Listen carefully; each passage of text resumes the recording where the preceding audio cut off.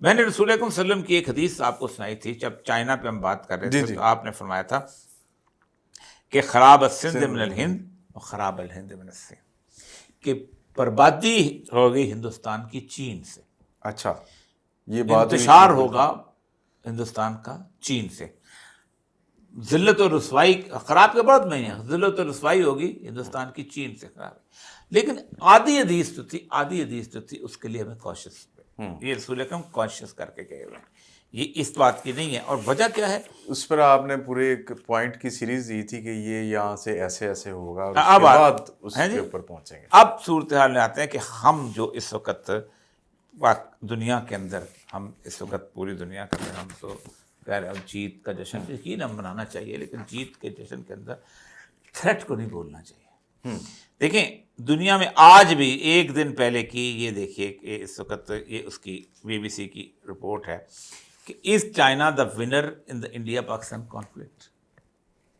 Mostly اخبار اسی طرح کی ہیڈ لائنز لگا رہے ہیں، دنیا کے اخبار اسے بلا رہے ہیں، ٹھیک ہے۔ وہ کہتے یہ ہیں کوئی کہہ رہا ہے کہ Chinese technologies in the sky کے، لیکن وہ کہتے ہیں کہ رائٹرز کی ہے reporting quoting American officials said Pakistan possibly had used the Chinese J-10 aircraft to launch air-to-air missile against Indian fighter jet.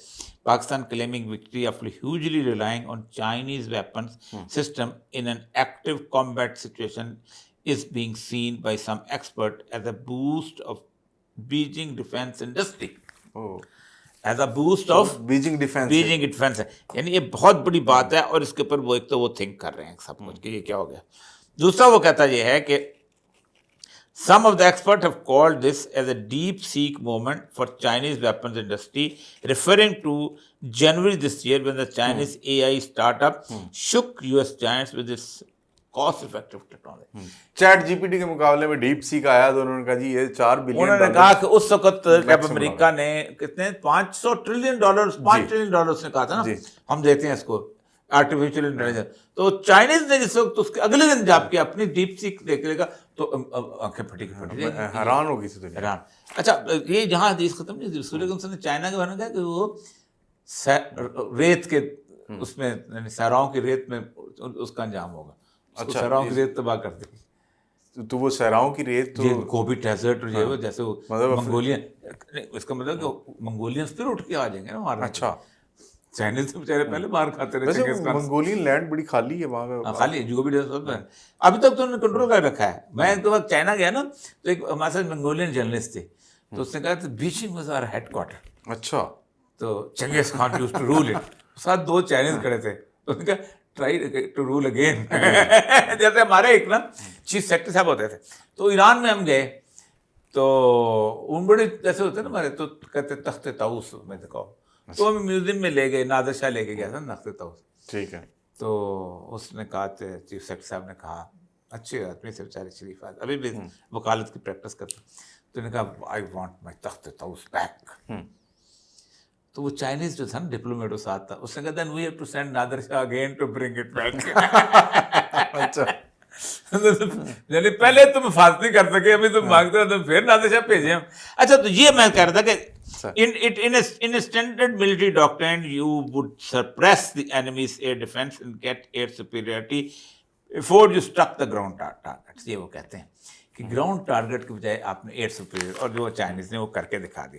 ایک تو یہ ہے، لیکن جو دوسرا آرٹیکل ہے وہ بہت ہی کمال کا ہے، اور وہ ہے گارڈین کا۔ اچھا، اور اس نے کہا ہے کہ انڈیا کی جو ذلت ہے نا وہ اس کو مجبور کر رہی ہے کہ کسی نہ کسی طریقے سے پاکستان کے اوپر دوبارہ اپنی جو ہے اثر و رسوخ اٹیک کرے گا۔ یہ رپورٹس بھی آ رہی ہیں سر کہ سمندر کی جانب سے، ہاں سمندر کے اس کے ساتھ ساتھ وہ کہ uneasy India Pakistan ceasefire holds but in return to war inevitable. یہ ہے گارجین کی سٹوری، اور یہ گارجین کی سٹوری ہے ابھی سے صرف 15 گھنٹے پہلے، ٹھیک ہے، نہیں 20 آج 21 ہے، ایک دن 12 گھنٹے ایک دن پہلے۔ اس نے کہا ہے کہ ہم نے senior fellow India has made it clear that they are still on a state of alert.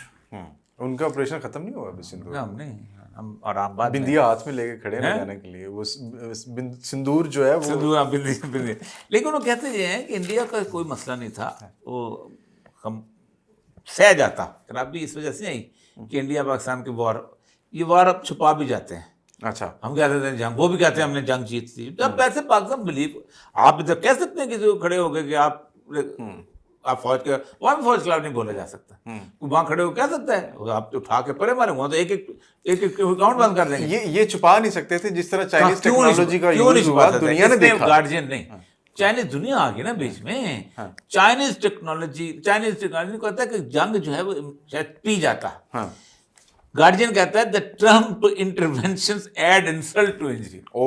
India को उसने कहा एक तो वैसे जख्मी इंडिया, ऊपर से ट्रम्प ने उसके जलील रुसवाई करते थे। क्यों? ट्रम्प्स बोस्टल क्लेम्स, अकड़ के उससे बातें की है ना, of brokering the cease fire have been a source of frustration to new Delhi.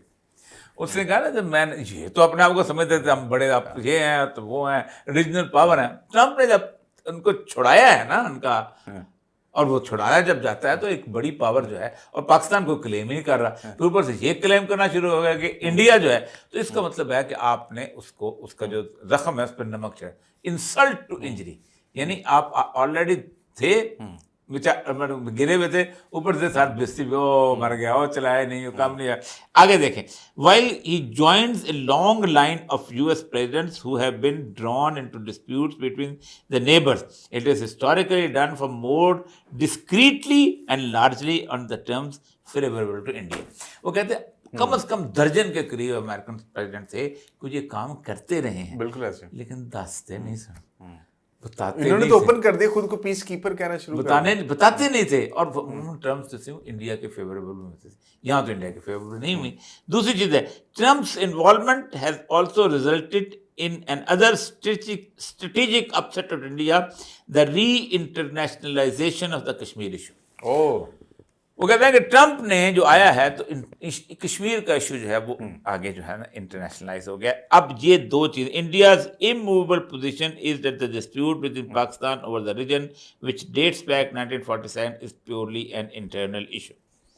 अब वो कहता है कि इंडिया करेगा दो तरीके से, और रिपोर्ट्स कहते हैं मतलब, but while among the political class in Islamabad, अब देखें ना हमारे बारे में भी यही कहता है, while among the political class in Islamabad there is an optimistic chatter of the post ceasefire talks in the Gulf and London। वो कहते हैं जो बैठे हुए ना पाकिस्तानी गल्फ में और लंदन में कौन बैठा है? एमन फील्ड बैठा हुआ है दूसरे, कितने बड़े मजे से पोस्ट बना रहे हैं, ये कर रहे हैं, वो कर रहे हैं, जंग जीत लीजिए, बड़े कमाल हो गया। ठीक है जी। और दुबई में कौन है? वेयर इवन कश्मीर कुड, असल ज़रदारी साहब गए, उसके घर गए? नहीं सर, यहाँ भी नहीं गए, तो वहाँ क्या? वहाँ पर है एमिरेट्स हिल्स। अच्छा, जिसमें मलक रियाज का भी घर है, और ये भी, वो ऐसे लगता है कि वो दुबई में कश्मीर बना हुआ। अच्छा। Where even Kashmir could be on the table, New Delhi has avoided the subject. The dilemma is that this war does not compel negotiations, nor is it likely to build even a modicum of trust that can allow a political negotiations। ये वो कहता ये है कि एक ये eventual war है, और दो रास्ते वो कहते हैं वॉर के।